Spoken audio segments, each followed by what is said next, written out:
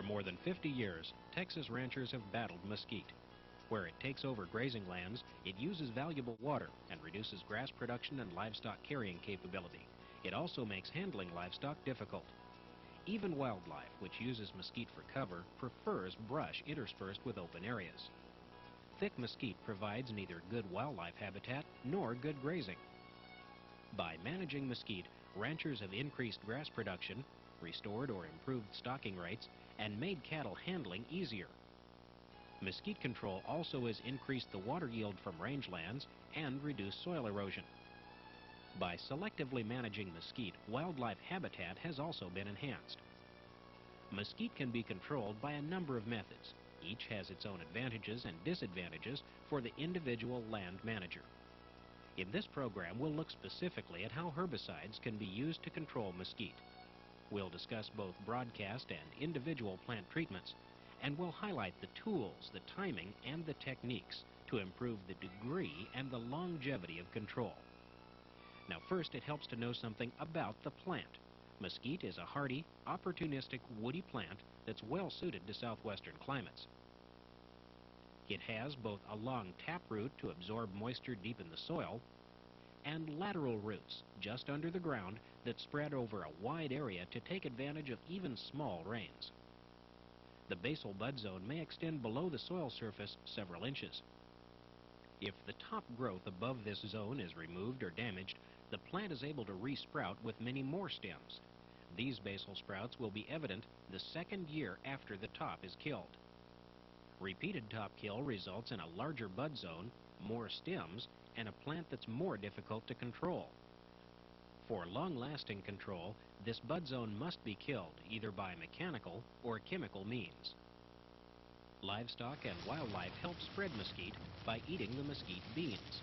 The beans pass through the animal's digestive tract, which actually helps the seeds germinate. These seeds can stay in the soil, capable of germinating for many years. And where mesquite has grown before, there's usually plenty of seed in the soil. Given any chance at all, mesquite seedlings will come back after a control effort. You can see why mesquite is such a persistent pest. Almost no broadcast method will kill 100% of the plants. Some trees will survive, some bud zones will resprout, and new plants will emerge from the seed. That's why when you plan mesquite control, consider a follow-up program to manage the seedlings, survivors, and regrowth. Any brush control effort that represents a significant investment for a rancher should be thoroughly planned, from specific objectives through follow-up. One of the early decisions to make is whether the job calls for a broadcast method or individual plant treatment. In general, if you have to treat more than 150 to 200 plants per acre, broadcast treatment will be more economical. With less, spot treatment may be your best alternative. The first method we'll examine is broadcast application. Now, in the past, broadcast foliar applications have been excellent at killing mesquite trees above ground, but the root kill has varied from poor to excellent. Fortunately, research has identified more of the variables that affect root kill. Attention to these points can improve a rancher's odds for good control, not only with broadcast foliar sprays, but with individual foliar treatments as well. To increase root kill of mesquite with foliar sprays, there are 4 variables to manage. The first is timing the application. For good control, the plant must be able to absorb the herbicide and move it into the roots. Usually the best time to spray is 40 to 90 days after bud break. One clue to the plant's ability to absorb herbicide and move it around is the color of the foliage. At bud break, the new young leaves are light green. At this stage, the plant is directing energy toward the leaves and away from the roots. As the leaves mature, they turn a dark green. This means the plant has begun to move food reserves to the roots. Now, sometimes the plant will put on new leaves after a rain. If that happens, don't spray until the leaves are mature. The second variable is the foliage itself.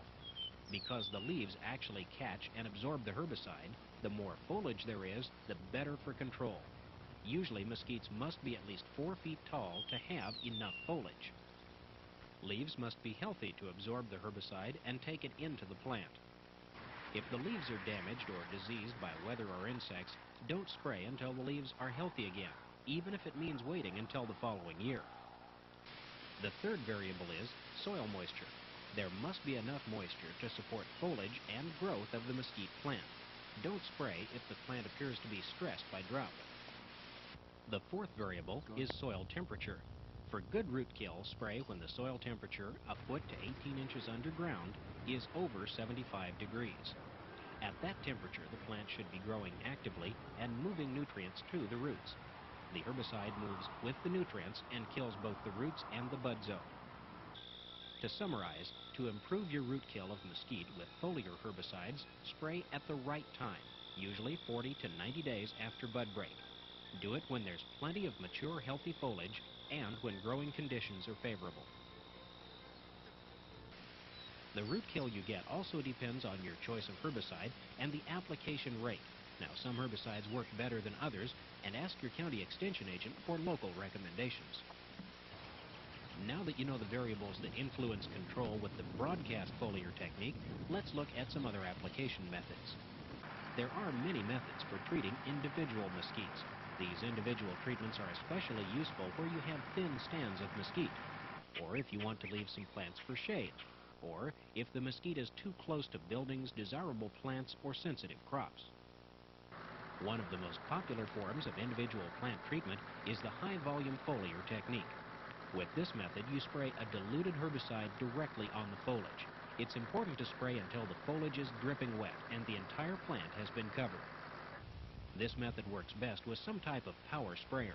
Cattle sprayers are used most of the time. Of course, they must be cleaned thoroughly before being used on livestock again. For small jobs, pump-up or backpack sprayers also work. With the high-volume foliar treatment, use the same timing and application procedures we mentioned earlier for broadcast foliar treatments. High-volume foliar spraying is easy to do, and when it's done properly, it's quite effective. You need to cover the plant's top, so high-volume foliar treatment is hard to use on tall trees. Increasing pressure isn't the answer, since it tends to make your spray drift more. Another way of treating mesquites with foliar herbicides is with a carpet roller. This uses a carpet-covered cylinder to wipe a herbicide solution directly on the plants. This is a fairly quick and very effective method for treating light infestations or regrowth. For practical purposes, the carpet roller is limited to treating brush no more than 6 feet tall. Stems must be small and flexible enough to bend and then whip back. In order for the plant to move the herbicide through the plant, the stems must not be broken, and you must use a foliar systemic herbicide. Carpet rollers are not widely available commercially, but you can build your own. In Texas, plans are available from your county extension agent.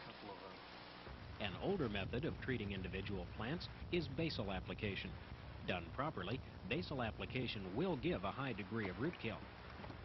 With the old conventional basal method, a mixture of 2% herbicide and 98% diesel is sprayed on the plant's lower trunk until it cools at the base. The solution should penetrate the soil and cover the bud zone.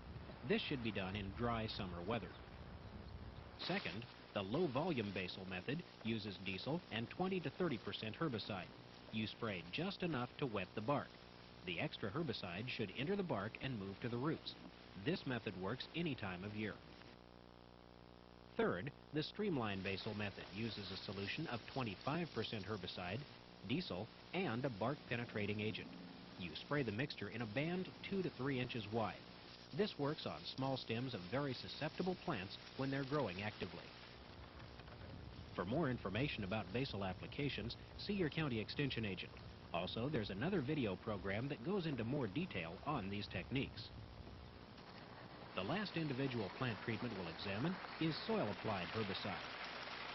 This liquid herbicide is applied with a spot gun directly on the soil. The herbicide soaks into the root zone with moisture. It's taken in by the plant's roots, killing the plant. It's very important how you space the chemical on the ground. Spots of the liquid should be applied in a ring around the plant, between the trunk and the edge of the drip line. The more even your distribution, the better the control. Since moisture moves the chemical down to the roots, apply the herbicide in a season when there's a good chance of rainfall. There are limitations for using soil-applied herbicides.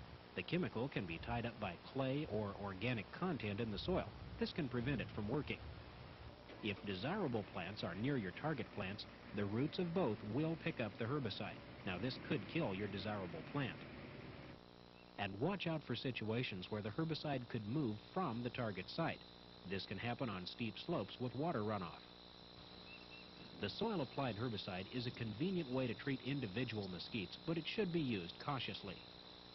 Regardless of the method, applying herbicides on mesquite is not the final step in control. It's the first step. Mesquite will nearly always come back, so let's look at ways to maintain control. Your grazing management should allow livestock to use the forage, but leave enough grass cover to discourage new mesquite seedlings. Grazing management is nearly always the most important part of a maintenance program. And to back up your initial treatment, plan to treat small brush problems before they become big ones. This may be individual plant treatment or prescribed burning. Even a regular weed control program can help hold down seedlings and regrowth. In developing your mesquite control plan, remember, you may not see the full effect of your initial herbicide treatment until 3 years later. Because of this, wait 3 to 5 years before starting your follow-up control practices. Even with the best technology and effort, mesquite still is a formidable, persistent pest on grazing lands. Successful control can never be guaranteed. But with attention to detail and good follow-up management, you can greatly improve your odds for success. And that success means you have more productive grazing lands.